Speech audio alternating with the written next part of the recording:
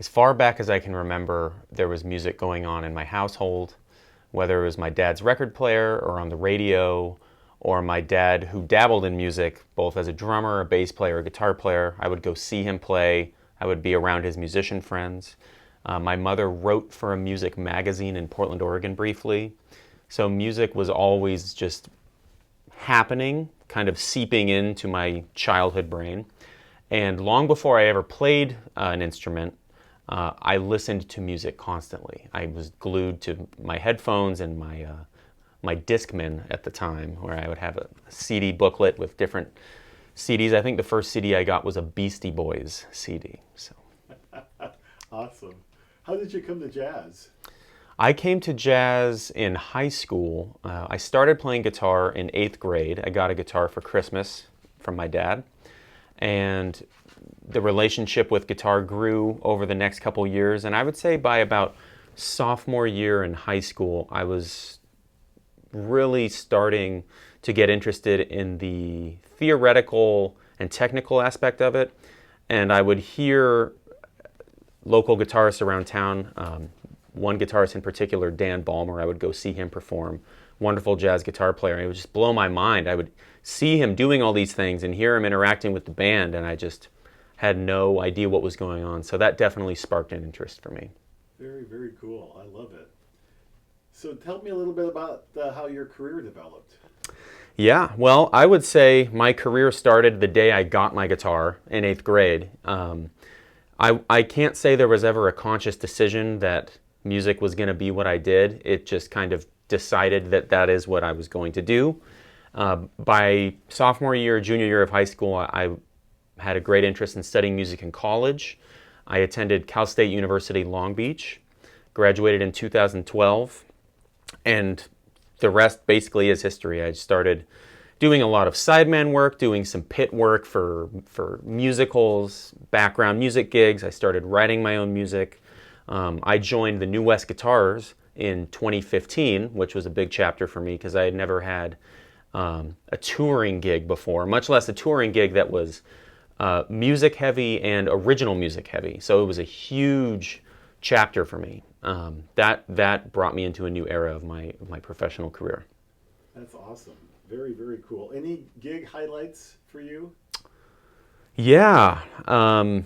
Wow. Where do I start? I'm gonna think of one really great gig highlight, and once I think of it, you can snap right to what I said as I sit here silently thinking.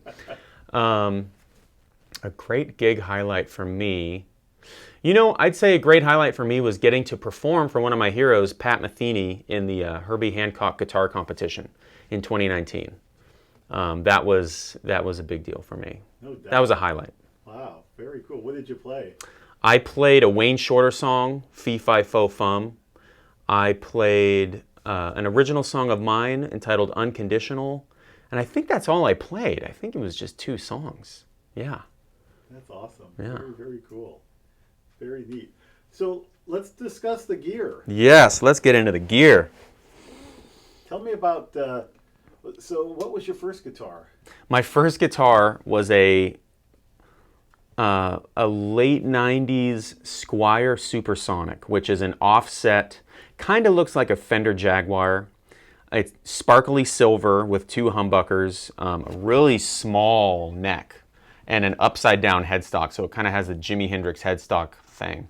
I still have it. It's really a beater guitar.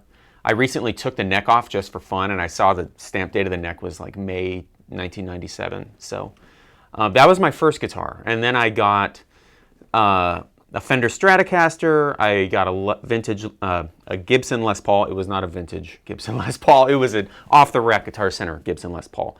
I got an Epiphone Casino, which was my first hollow body, even though it is much thinner than this. This is fully hollow, and it's, I believe, a 16-inch. The Epiphone Casino is a bit smaller, and that has P90 pickups, which it's a George Harrison guitar. So I had a lot of guitars in my childhood.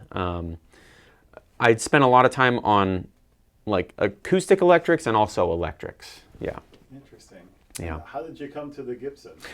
How did I come to the Gibson? Well, getting into jazz and the lineage of jazz guitar, whether it's Herb Ellis or Pat Metheny or more contemporary players, I would see this guitar a lot. And if you just like look at the design of it, it's stunning. It's like such a cool design.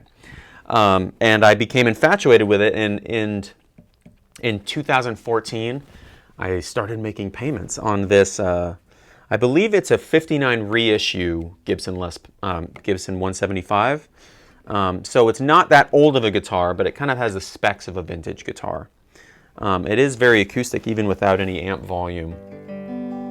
Definitely has, And the thing about, I would say, not just these guitars, but any guitar is, you could have two Gibson 175s right next to each other that were made hours apart, and they will feel, sound, play completely differently.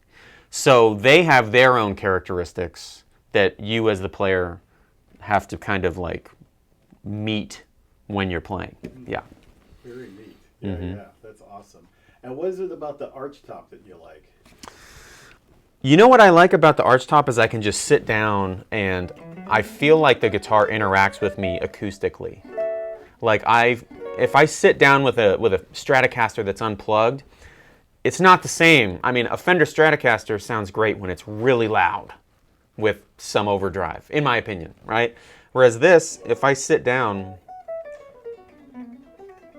I've got a lot of dynamic harmonic definition just acoustically, and if I factor an amplifier into it,